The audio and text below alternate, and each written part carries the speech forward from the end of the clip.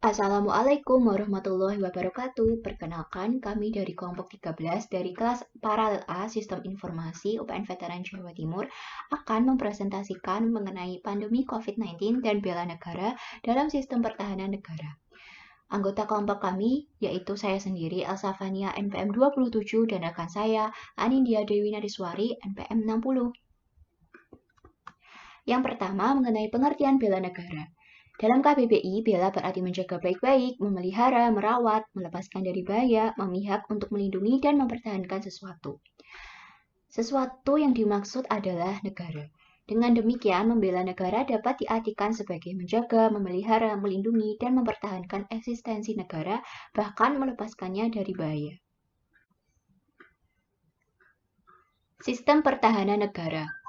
Pertahanan negara merupakan segala usaha untuk mempertahankan kedaulatan negara, keutuhan wilayah sebuah negara, dan keselamatan segenap bangsa dari ancaman dan gangguan terhadap keutuhan bangsa dan negara. Pertahanan negara bertujuan untuk menjaga dan melindungi kedaulatan negara, keutuhan wilayah NKRI, serta keselamatan segenap bangsa dari segala bentuk ancaman. Sesuai Undang-Undang RI Nomor 34 tahun 2004, Indonesia memiliki sistem pertahanan Sishan Kamrata, yaitu pertahanan keamanan rakyat semesta, di mana memiliki pengertian sistem pertahanan yang bersifat semesta yang melibatkan seluruh warga negara, wilayah, dan sumber daya nasional lainnya, serta dipersiapkan secara dini oleh pemerintah dan diselenggarakan secara total, terpadu, terarah, berkesinambungan, dan berkelanjutan untuk menegakkan kedaulatan negara, mempertahankan keutuhan wilayah NKRI, dan melindungi keselamatan segenap bangsa dari setiap ancaman. Komponen pertahanan negara yang pertama adalah komponen utama, yaitu Tentara Nasional Indonesia atau TNI, yang bersiap dalam melakukan sebuah tugas dengan pertahanan tersebut. Terdiri dari Angkatan Laut, Angkatan Darat, dan Angkatan Udara. TNI itu sendiri adalah komponen yang berperan sebagai alat pertahanan negara. Yang kedua adalah komponen cadangan atau Komcat, merupakan sebuah sumber daya nasional yang dapat disiapkan sebagai dimobilisasi, yakni yang melalui mobilisasi untuk memperkuat dan meningkatkan kekuatan dan kinerja komponen utama. Ketiga, komponen pendukung, yaitu sebuah sumber daya nasional yang bisa digunakan sebagai meningkatkan kekuatan dan kinerja komponen utama dan komponen cadangan. Komponen pendukung bukanlah kekuatan yang nyata dalam ketahanan fisik. Contohnya, warga negara, sumber daya alam dan buatan, sarana dan prasarana nasional.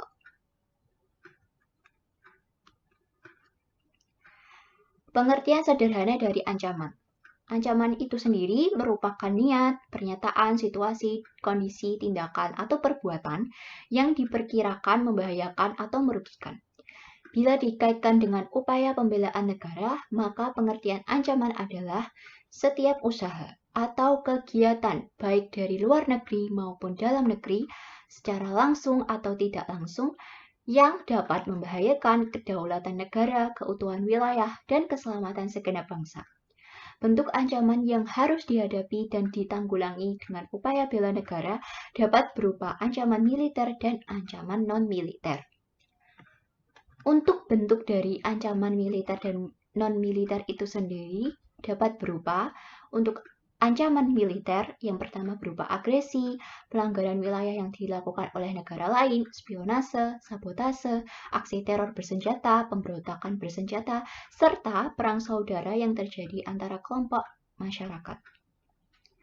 Yang kedua, bentuk ancaman non-militer itu sendiri dibagi menjadi tiga, yaitu ancaman yang berdimensi ideologi, politik, ekonomi, dan sosial budaya. Yang kedua, ancaman informasi dan teknologi, serta ancaman keselamatan umum. Apakah pandemi COVID-19 ini sebuah ancaman? Nah, sejak kasus pertama COVID-19 di Indonesia pada 2 Maret 2020, negara Indonesia mulai bergerak untuk menanggulangi wabah ini. Virus COVID-19 ini telah mengancam aspek kesehatan, rasa keamanan dan kenyamanan, keadaan ekonomi, aktivitas pendidikan, dan beberapa hal lainnya. Masyarakat merasa tidak nyaman bila terlalu lama beraktivitas di luar rumah.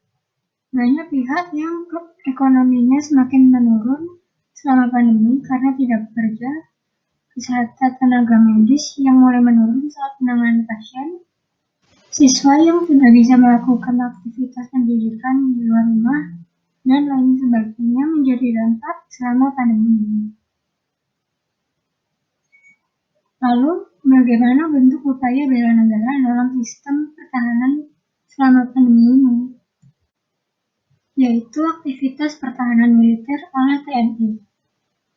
Nah, di sini prajurit TNI menyemprotkan disinfektan untuk mengantisipasi penyebaran virus corona COVID-19. Nah, salah satu peran TNI selama pandemi ini adalah membantu melaksanakan verifikasi masyarakat penerima bantuan sosial, baik dari pemerintah pusat dan daerah, memastikan arus dan jalur logistik tidak mengalami kendala, dan membantu menyalurkan bantuan logistik ke masyarakat yang membutuhkan. Lalu pangkalan militer di Natuna menjadi tempat isolasi dan evakuasi WNI yang baru pulang dari Wuhan. Selanjutnya yaitu TNI terjun langsung ke lapangan untuk memantau dan mengawal kondisi PSBB di wilayah tersebut. Selanjutnya yaitu ada aktivitas pertahanan non-militer oleh masyarakat.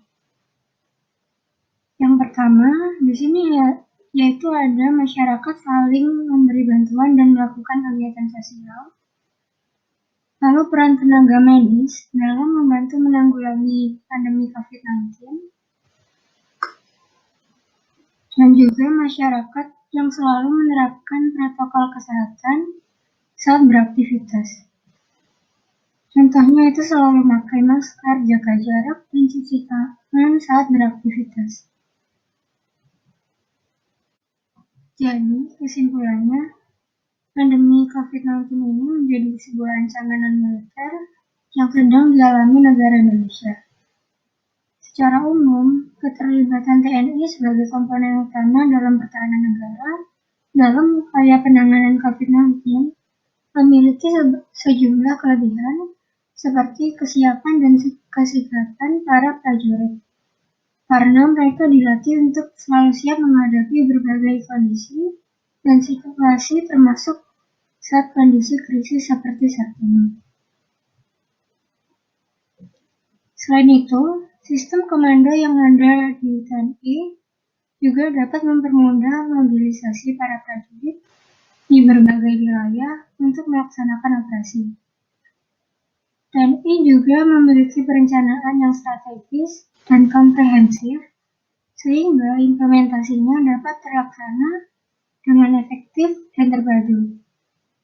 Sedangkan untuk warga negara Indonesia, sebagai komponen cadangan dan pendukung, juga turut serta diperlukan dalam menghadapi pandemi ini.